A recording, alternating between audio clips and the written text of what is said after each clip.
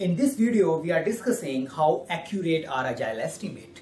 In a lot of my classes, I get queries from my traditional project managers who have been managing project for a while that they need to estimate time, cost well in advance, and they find Agile estimates may not be able to provide them the accurate results. So let's see how Agile estimates are different from traditional estimates and how much accuracy we can expect from Agile type of estimation. See, in any project we start with some set of requirements. The requirements which we get from customer in a form of contract or a statement of work. So we get a statement of work which would be highlighting maybe a top 20 or 30 points, top features which the customer expect to be developed. Now, traditionally what we do? We create a work breakdown structure of these estimates, these requirements. We split them into small manageable components at a hierarchy level, and the last level we say it's a work package, and at a work package level we identify activities. And at this level we start doing an estimate. I am taking an example of 3-point estimate or a bottom-up estimate, which is traditionally or usually used by project managers while estimating for any project. And then they aggregate it at the top level and say this is my estimate. The normal traditional way of doing things. Here what we do, we have spoken about buckets. Say if you are using story point estimate, we made 6 buckets. Say story point 1, 2, 3, 5, 8, 13, and we place these stories under these buckets. And then we sum them and say this is my size. Then we forecast a velocity and we say this is my duration, which is coming from size multiplied by velocity.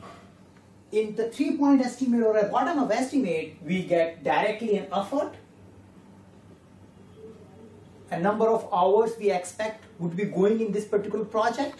Then we put dependencies, etc. in account. We identify the critical path and other things. And on the basis of our team size and dependencies, we identify the duration. Now, here we have a feeling that since we have done a detailed level of activity identification, we get relatively accurate estimate. So let's look at our traditional project management cone of uncertainty. Even I spoke about it during my presentation, but relook at it. And all traditional project management theory believes that the estimate which we do at the beginning is of a rough order of magnitude. Somewhere varying from -25%, the accuracy level would be between plus 75%, a big range. And until we know the project well, somewhere here, we cannot do a definitive estimate, which is, what is the definition of definitive estimate? Near to plus 10% to minus 5% accuracy range. So this process which we are talking about, usually we end up doing here until the time we reach a good depth in a project. This is the timeline. This is, say, if it's a 9-month project, so I can say it's nearby 3rd month when we have the complete detailed picture in hand, and that particular point only we can say that we have a plus minus 10% estimate in hand. In Agile projects, when we are doing an initial level of estimate, we are somewhere here. Even in a traditional project, we won't be able to make detailed activity chart at this particular point of time. Now, the estimation quality is dependent on 2 factors primarily. The estimate is a function of what we are trying to do and how we are going to do this work. So as much we know about what, application, and the detailed understanding we have, how are we going to develop it? For in example like tools or team or environment, dependencies. The more we know about this, our estimation accuracy would be better, irrespective of the methodology in use.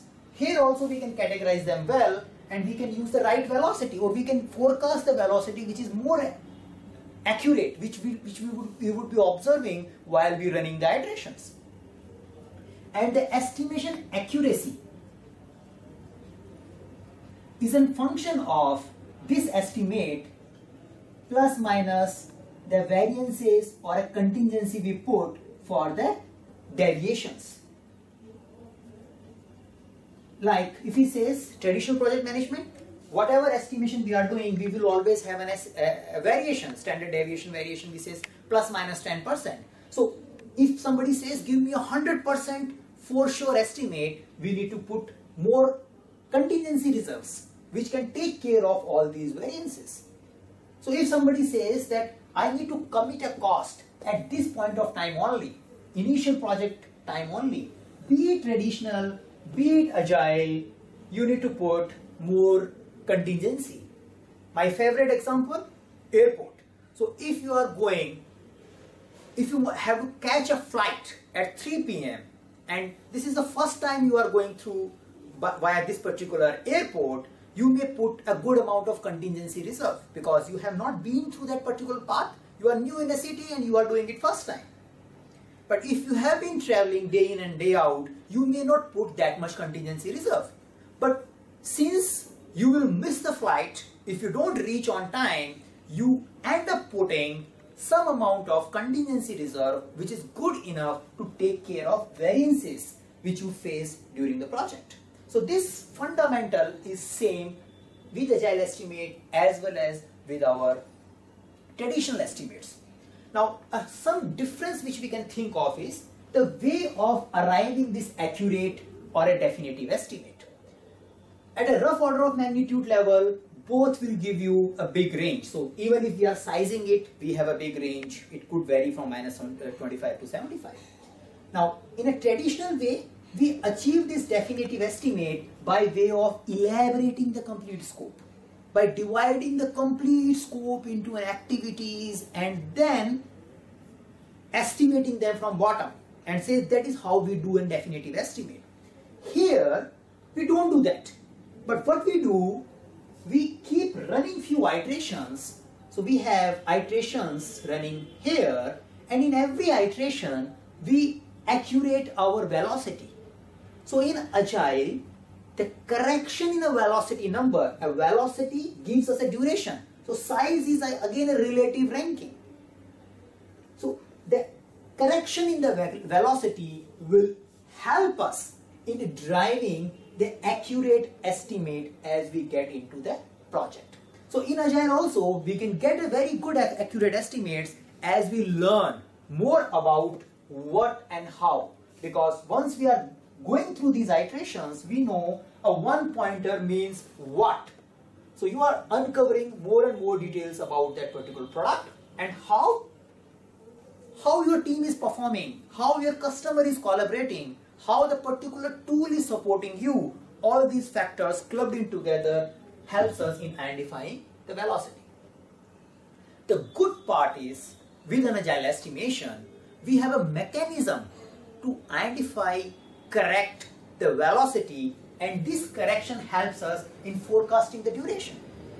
When we are following our traditional approach, we have a risk of not identifying some set of requirements and not yet exploring the how part, because we are primarily focusing on what part only, and we are estimating on the basis of the problem definition rather than the process definition. And that is the problem with our traditional way, because till the time we are very deep in the project, we don't know that it is going to take more than the estimated amount of time. So at an initial stage, you can say when we are doing at a rough order of magnitude, if some team end up doing an elaboration of these activities, they may get relatively better estimate. that you can also do way of splitting the stories in a small invest stories. But it is not recommended because we do things at a last responsible moment, and it is good to keep that level of inaccuracy in our estimate, because we don't want to talk about a feature or an epic which we don't think is going to get developed in a near term.